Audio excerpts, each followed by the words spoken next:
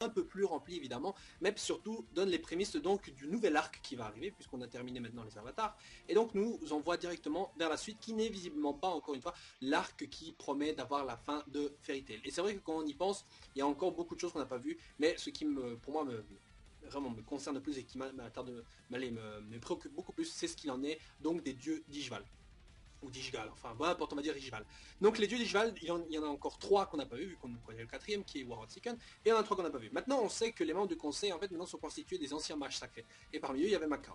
Donc maintenant pour faire le lien avec ce chapitre-ci, on est en train de se demander, donc je dis on, mais c'est dans le sens impersonnel, donc je veux dire la guilde de Fairy Tail est en train de se demander, on va restaurer notre guilde, ok, mais il faut aussi respecter certaines règles, oui parce que évidemment Lévi, Gagil et Panzerlili ne sont pas allés dans le conseil pour rien, parce que là-dedans ils ont eu également le temps de pouvoir analyser et d'apprendre certaines règles, on va dire de connaître un peu le règlement dans ce qui est l'instauration et la gestion donc des guildes. Et ça, il fallait bien le faire parce que Fairy Tail, qui est certainement la guilde qui fait le plus de bordel, pour eux d'apprendre justement de nouvelles règles et mieux connaître peut-être le règlement tout court, en fait c'est une bonne chose. Mais donc pour en revenir à ce que je disais, donc ils ont besoin de désigner donc un nouveau maître de guilde. Et c'est vrai que la question n'était pas si facile vu que bon on va faire un peu l'historique. Premier maître, on a Mavis, deuxième maître on a Porito alias Hades, troisième maître on a eu Makarov, quatrième maître on a eu Macao, voilà.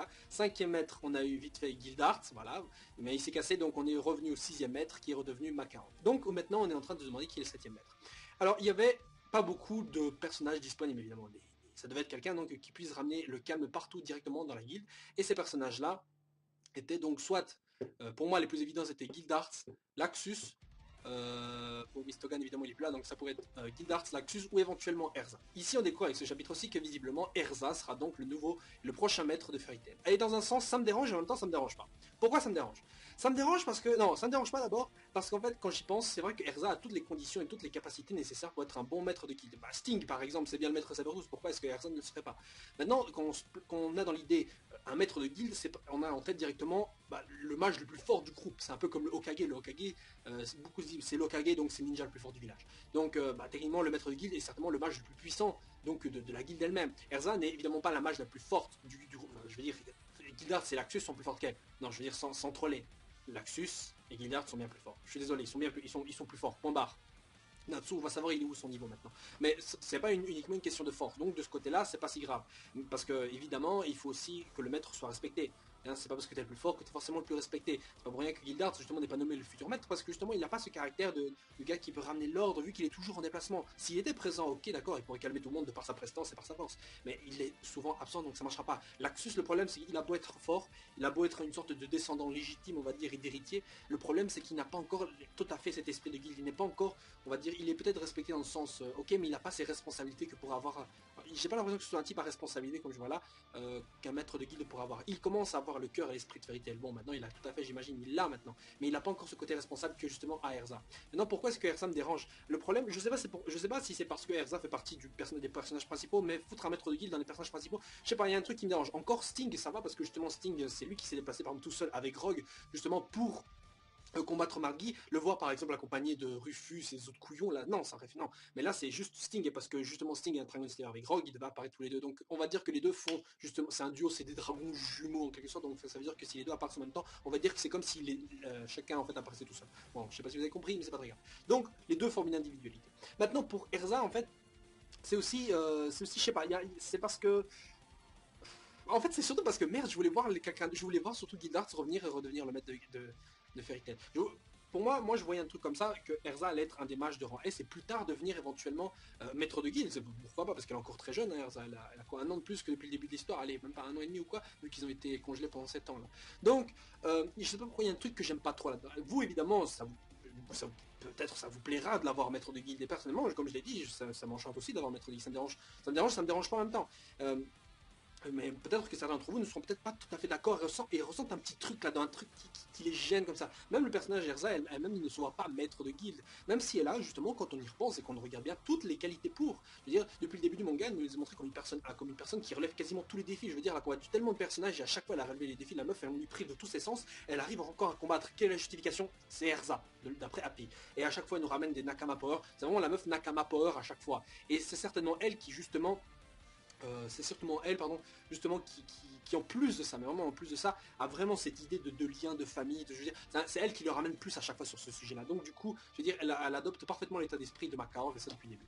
Bon, en plus de ça, ça fera un joli parallèle avec son petit ami Jelal, qui lui-même est le maître de la guilde de Crime Sorcière, donc Erza, boss de Fairy Tail avec Crime Sorcière géré par son mate Jelal. Voilà, ça fait une bonne petite coopération avec ces guildes indépendantes. Bon, du coup, est-ce que moi je suis personnellement, pardon, est-ce que moi personnellement je suis tout à fait enchanté et d'accord avec cette idée de Erza Maître? Je dirais au final oui. Bon, parce que je veux dire, il n'y a personne d'autre qui aurait pu faire l'affaire. Et je veux vous dire, hein, même honnêtement, pendant un instant, lisant le chapitre, juste avant qu'on apprenne que ce soit Erza qui allait devenir le maître, juste avant que j'apprenne ça, personnellement, je me suis dit, attends, ils vont quand même pas, je me demandais si vraiment, mais vraiment, s'ils n'allaient pas désigner Natsu.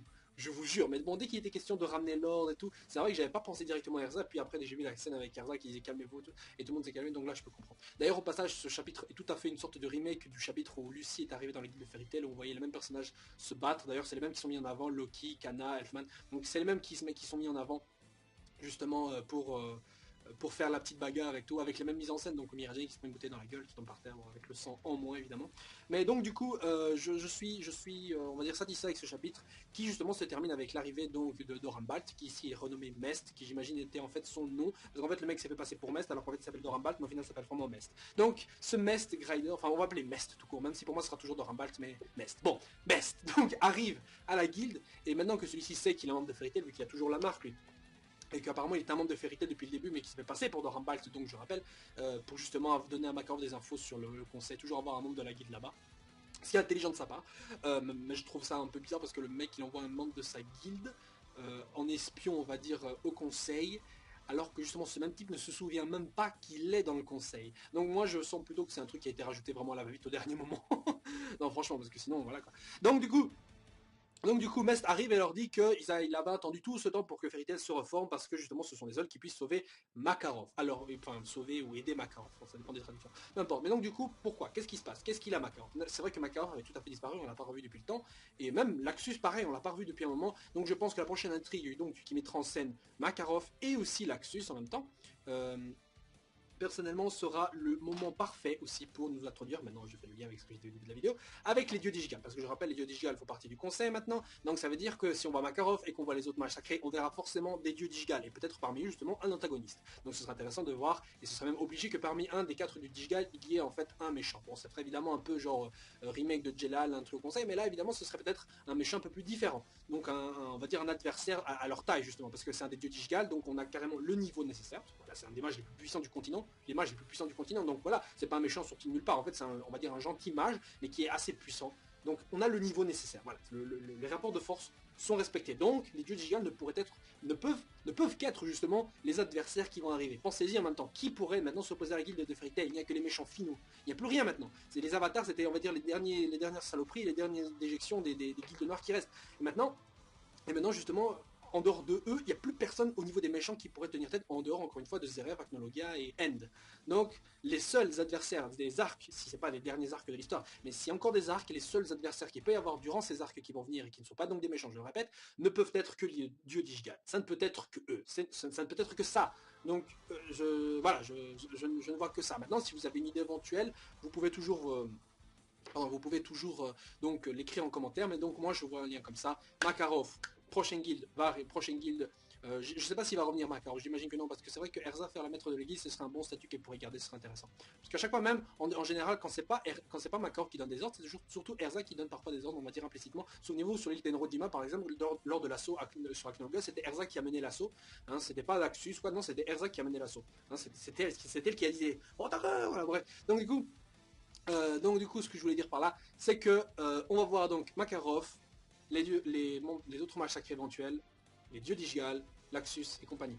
Et tout ça dans les marques. Et ça va faire un affrontement peut-être intéressant et peut-être justement permettre à Laxus de combattre les autres membres les autres dieux Digigal ou quoi. Et peut-être enfin permettre l'avènement de Guildarts et ensuite enchaîner avec la dernière partie du manga, maintenant que tous les membres de la guilde sont réunis. Voilà. Donc sur ce, je vous souhaite une agréable journée, une agréable semaine aussi, et je vous souhaite à la semaine prochaine. Ziou.